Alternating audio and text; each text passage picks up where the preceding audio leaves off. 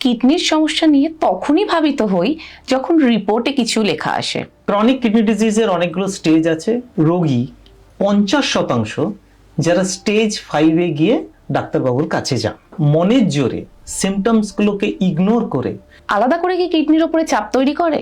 Sugar থাকলেই যে kidney নষ্ট হয়ে যাবে সেরকম না হলেও ক্রনিক কিডনি ডিজিজ এই শব্দটা শুনলেই আমাদের সবার মধ্যে একটা ভয় জাগে। ক্রনিক কিডনি ডিজিজ এমন একটা জিনিস, ক্রনিক কিডনি ডিজিজ মানেই ভয়ের নয়। ডায়ালিসিস মানেই কি এত ভয়? ডায়ালিসিস মানেই কি জীবন শেষ? যত বেশি ডায়ালিসিস নেবেন রোগী তত ভালো থাকে। ক্রিয়েটিনিন হাই হলেই বলা হয় এটা খাবেন না, ওটা করবেন না, জল কম খান, বেশি খান। এখন একটা ওষুধ বেরিয়েছে ওজন কমানো। আমরা হার্ট নিয়ে ভাবি, লিভারের সমস্যা নিয়েও অনেক কথা হয়, এমনকি সুগার কমেছে না বেড়েছে নিত্যদিনের গল্পে এই আলোচনাও আসে। কিন্তু শরীরের ছোট ছোট দুটো অঙ্গ যারা রক্ত ফিল্টারেশনের কাজ করে যাচ্ছে, সেই কিডনির সমস্যা নিয়ে তখনই ভাবিত হই যখন রিপোর্টে কিছু লেখা আসে। আমাদের দেশে প্রতি 10 জনের একজন কিডনির সমস্যায় আক্রান্ত, অথচ অধিকাংশই টেরই পান না যে কিডনিটা খারাপ হচ্ছে। আজ 12ই March, world kidney day. The wall আরোগ্যর নতুন হেলথ টকে আমি জিনিয়া, আমার সঙ্গে রয়েছেন এই শহরের অন্যতম nephrologist doctor Partha Karmakar. Welcome doctor. নমস্কার। এই আমরা দেখি যে একজনের জীবন সুন্দর চলছিল, হেসে খেলে গল্প করে কাজ করে, কিন্তু হঠাৎ করেই রুটিন টেস্ট করতে গিয়ে দেখলো কিডনির 12টা বেজে গেছে। সত্যিই কি এরকম চুপি সারে কিডনি খারাপ হয়? এর উত্তর আমি বলবো কিছুটা হ্যাঁ, কিছুটা না। কিডনির সমস্যা অনেক রকমের হতে পারে। ক্রনিক কিডনি ডিজিজ এক প্রকারের রোগ যেখানে একটা কিডনির রোগ শুরু হচ্ছে এবং ধীরে ধীরে ধীরে ধীরে কিডনি খারাপ হচ্ছে। এই ক্রনিক কিডনি ডিজিজের অনেকগুলো স্টেজ আছে, 1, 2, 3, 4, 5। সাধারণত এই সিমটমস গুলো শুরু হয় যখন ইজিএফ এর 30 নিচে চলে আসে। তা 30 পর্যন্ত তো কোনো সিমটমস সাধারণত থাকে না। এবার কিছু কিছু সিমটমস আছে, হ্যাঁ, যেমন ধরুন একটু হালকা পা ফুলছে, ট্রাভেল করলে বেশি পা ফুলছে, একটু ইউরিনে ফেনা হচ্ছে, পেচ্ছাবে একটু সমস্যা হচ্ছে, বা একটু দুর্বলতা লাগছে। এই যে সিমটমস গুলো এতটাই স্লো অ্যান্ড নট প্যালপেবল, মানে হঠাৎ করে এমন কিছু বেশি নয় যেমন হার্টের ব্যথা, সেরকম তো নয়। সো সেইগুলো আমরা অনেকটা মনের জোরে কাটিয়ে দিই, আমরা ইগনোর করতে শুরু করি। এবং এই ইগনোর করতে করতে একটা সময়ে আসে যখন সেটা স্টেজ 3 পরে 4 এবং 5-এ গিয়ে দাঁড়ায়। ভারতবর্ষে দেখা যাচ্ছে যে ক্রনিক কিডনি ডিজিজ রোগী 50% যারা স্টেজ 5-এ গিয়ে ডাক্তারবাবুর কাছে যান। আচ্ছা। এবং এই যে 50% রোগী ডাক্তারবাবুর কাছে যাচ্ছেন, এটার সাথে কি এডুকেশনের খুব বেশি সম্পর্ক আছে? আমি আমার প্র্যাকটিসে কিন্তু অতটা দেখি না। দুদিন আগে একজন ভদ্রলোক আমার কাছে এলেন, ওনার শাশুড়ি মাকে আমি দেখি। তো একটি ভালো কোম্পানিতে চাকরি করেন, অনেক বছর ধরে চাকরি করছেন। উনিও মাঝে মধ্যে নিয়ে আসেন শাশুড়ি মাকে, শাশুড়ি মা ভালো আছে। তো সেই সূত্রে ওনার স্ত্রী বলেছেন তুমিও একটু কিডনির টেস্ট করে নাও। সেই কিডনির টেস্ট করতে গিয়ে দেখা গেল ওনার ক্রিয়েটিনিন হচ্ছে 8.9। আচ্ছা। এবং ইউরিয়া 189।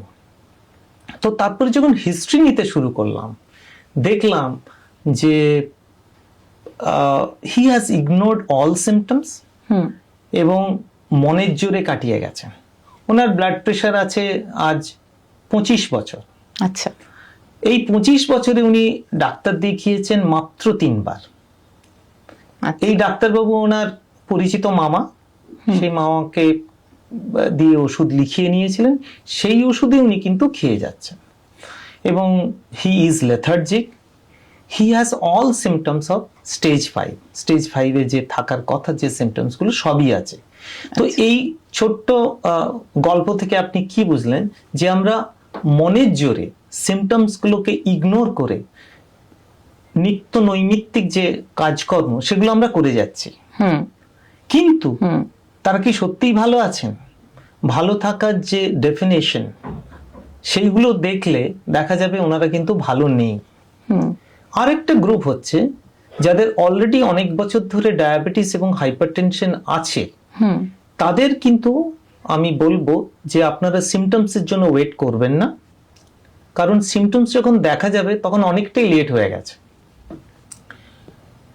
আপনারা প্রতি 6 মাস অন্তর বা 1 বছর অন্তর কিডনি কেমন আছে সেটা দেখে নিন।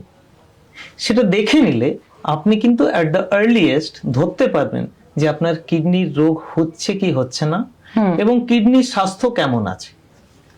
এবার যদি ফ্র্যাঙ্ক সিমটমসে আসি, তাহলে দেখা যায় যে ক্রনিক কিডনি ডিজিজ অধিকাংশ ক্ষেত্রেই কিন্তু খুব বেশি সিমটমস দেখা দেয় না।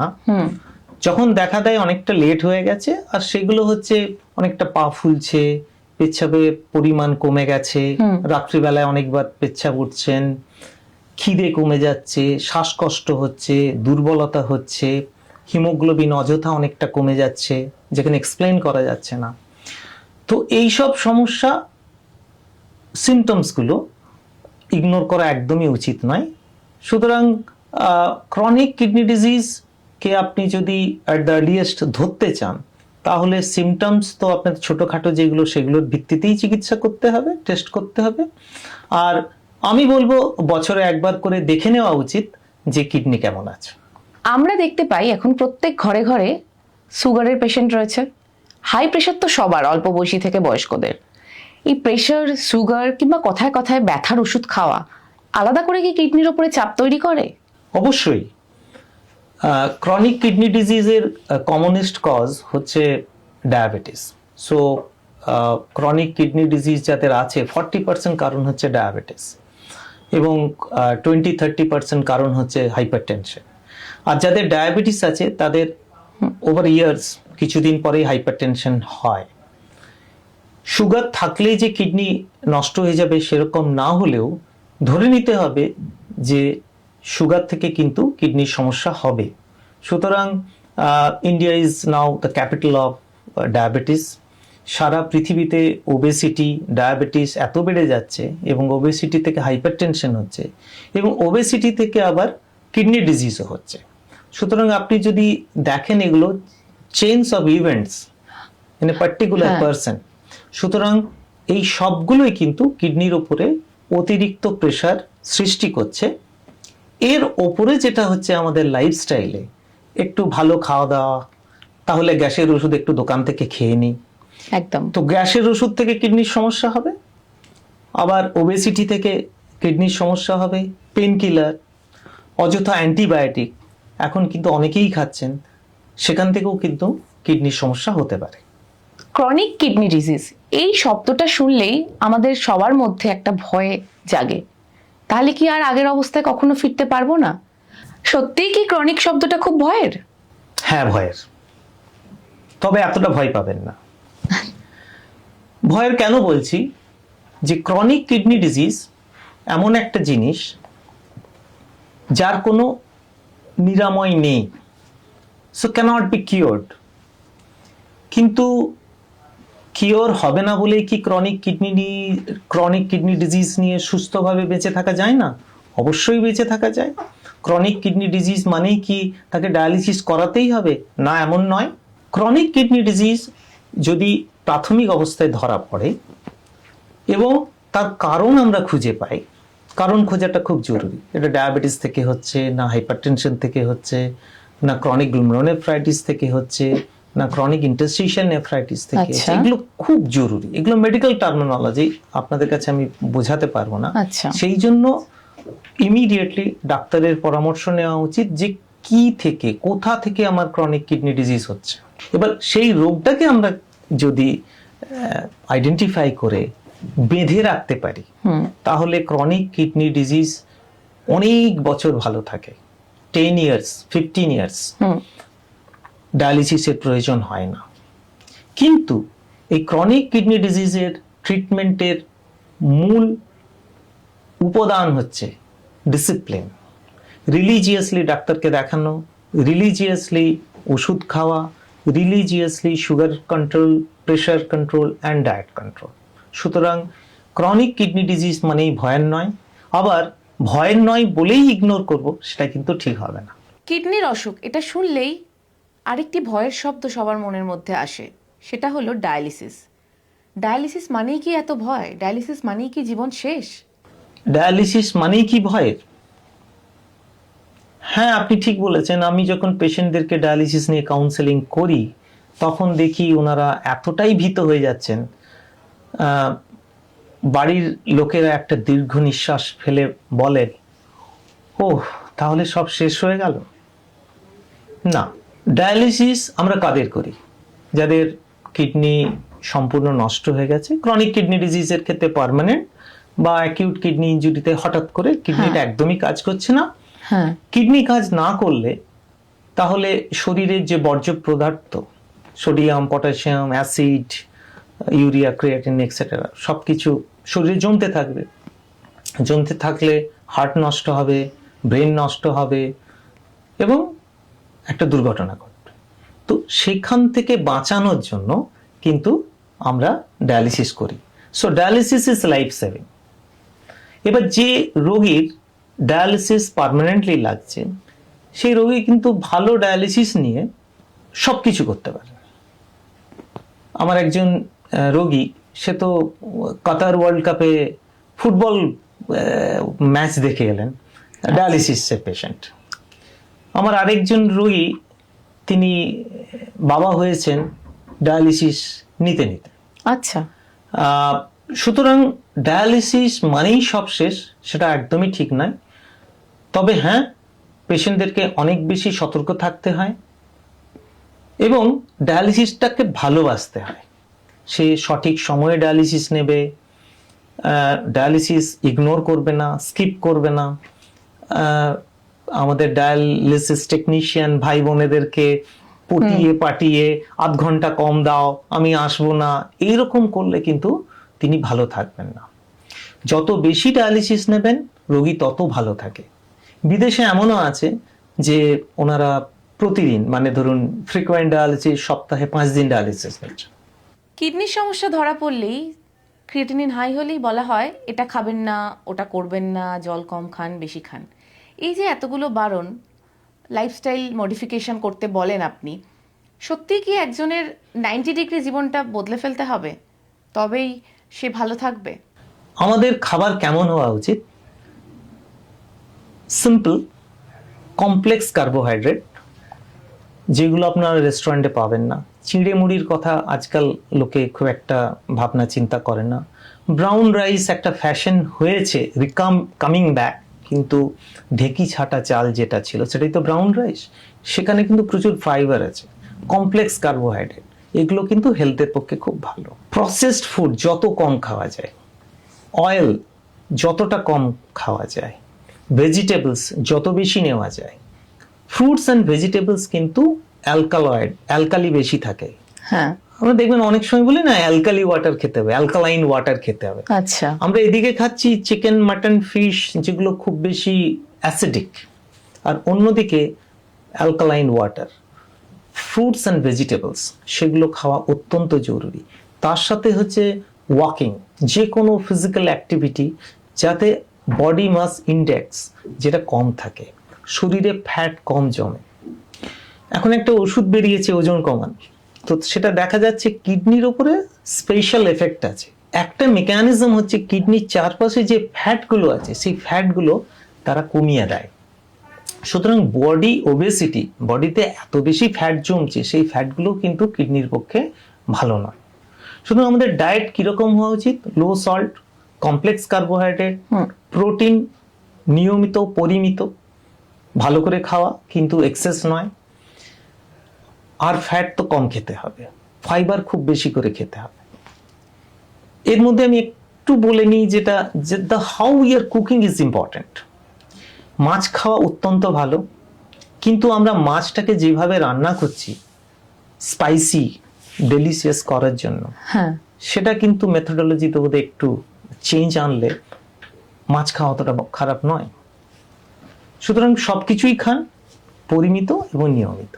আচ্ছা, আগে থেকে কিডনির সমস্যা হচ্ছে এটা বোঝার জন্য কিছু টেস্ট আছে, যাতে টেস্ট করে বুঝতে পারে যে হ্যাঁ ভবিষ্যতে আমার কিডনির সমস্যা হতে পারে, সেইভাবে সতর্ক হতে পারেন একজন? একদমই। Chronic kidney disease is prevention is better then cure, সেটা ক্রনিক কিডনি ডিজিজের পক্ষে সব থেকে বেশি প্রাসঙ্গিক। কিডনি যে খারাপ হয় এর দুটো অ্যাসপেক্ট আছে। একটা হচ্ছে কিডনি দিয়ে কতটা প্রোটিন বেরোচ্ছে, যত বেশি প্রোটিন বেরোবে তত কিডনি খারাপ হতে থাকবে। এবং কিডনি কতটা খারাপ হয়েছে সেটা আমরা দেখি সিরামে ক্রিয়েটিনিন টেস্ট করে, যার ভিত্তিতে আমরা একটা ক্যালকুলেট করি ইজিএফআর। ইজিএফআর কিন্তু আলাদা টেস্ট নয়। আচ্ছা, এটা আপনাদের মাধ্যমে আমি দর্শকদেরকে জানাতে চাই, ইজিএফআর কোনো আলাদা টেস্ট নয়, এটা ক্রিয়েটিনিন রিপোর্টের ভিত্তিতে একটা ক্যালকুলেশন। 3-4টে মেথড আছে ক্যালকুলেট করার, সেটা আপনারা মোবাইলে অনেকে করে নিতে পারে বা আমরা করে নিই। এছাড়াও হচ্ছে যে আল্ট্রাসাউন্ড করে দেখা এবং ইউরিন রুটিন টেস্ট করে দেখা যে কোনো অ্যাবনর্মালিটি আছে কিনা। এর মধ্যে থেকে ক্রিয়েটিনিন টেস্টটা হচ্ছে এমন একটা টেস্ট যেটা বেশি থাকলে ক্রিয়েটিন কিডনি কিন্তু অলরেডি অনেকটা ড্যামেজ হয়ে গেছে। সুতরাং ক্রিয়েটিনিন দেখে বোঝা যাবে না যে কিডনি ভবিষ্যতে ড্যামেজ হবে কিনা, সেটা বোঝা যাবে ইউরিন রুটিন টেস্ট করে, ইউরিন দিয়ে কতটা প্রোটিন বেরোচ্ছে সেটা দেখে, এবং আল্ট্রাসাউন্ড টেস্ট করে। আচ্ছা, এর সাথে হচ্ছে যে বাড়ির কারোর কিডনির রোগ আছে, সেটা কি জেনেটিক ডিজিজ, সুতরাং এইগুলো দেখে জেনেটিক ডিজিজ যদি হয়, আজকাল বিজ্ঞানের অনেক উন্নতি হয়েছে, আগের থেকে কিন্তু আমরা জেনে নিতে পারি যে এই একই ডিজিজ পরবর্তী প্রজন্মে আসতে পারে কিনা। আজকে যারা এই এপিসোড দেখছে তাদের জন্য 5টি থাম্ব রুল বলুন, যেগুলো মেনে চললে হয়তো আজীবন কিডনির সমস্যাই হবে না। সেগুলো কি কি? একদমই, kidney health for all is important. সুতরাং সবাইকে পার্টিসিপেট করতে হবে, আপনারা সবাই এগিয়ে আসুন, দেখুন আপনার কিডনি ঠিক আছে কিনা। তার জন্য দুটো জিনিস দরকার, একটা হচ্ছে লাইফস্টাইল, আজ থেকেই ঠিক করুন আপনার লাইফস্টাইল কেমন হবে। 2 নম্বর হচ্ছে টেস্ট করে দেখে নিন আপনি আপনার কিডনি কেমন আছে। যদি কোনো অ্যাবনর্মালিটি থাকে ডাক্তারবাবুকে দেখান, যদি আপনার ডাক্তারবাবুর কথা পছন্দ না হয় আরেকটা সেকেন্ড ওপিনিয়ন নিন, থার্ড ওপিনিয়ন নিন, but stick to one doctor for long term treatment. Kidney disease মানেই ভয়ের সেরকম নয়, কিডনি ডিজিজ নিয়ে সুস্থ জীবনযাপন করা যায়। অনেক কিডনি ডিজিজ আছে যেগুলো রিকভারেবল বা ক্যান বি কিওর্ড, বাট অনেক কিডনি ডিজিজ আছে কিওর করা যায় না, কিন্তু কিওর না করা থাকলেও সেগুলোকে খুব ভালো করে হাতের মুঠোর মধ্যে রাখা যাবে। এবং কিডনি ডিজিজ স্টেজ 5-এ চলে গেলেও ভয় পাওয়ার কিছু নেই, তার জন্য ডায়ালিসিস আছে, ট্রান্সপ্লান্ট আছে, বাট সেগুলো নিয়ে আপনি ভাববেন না, আপনি normal life, discipline life maintain করুন। খুব সুন্দর করে আপনি বুঝিয়ে বললেন। সত্যি কিডনি একটা নীরব অঙ্গ, যখন একদম কাজ করতে পারে না তখনই আমরা টের পাই কিডনি বিকল হয়েছে।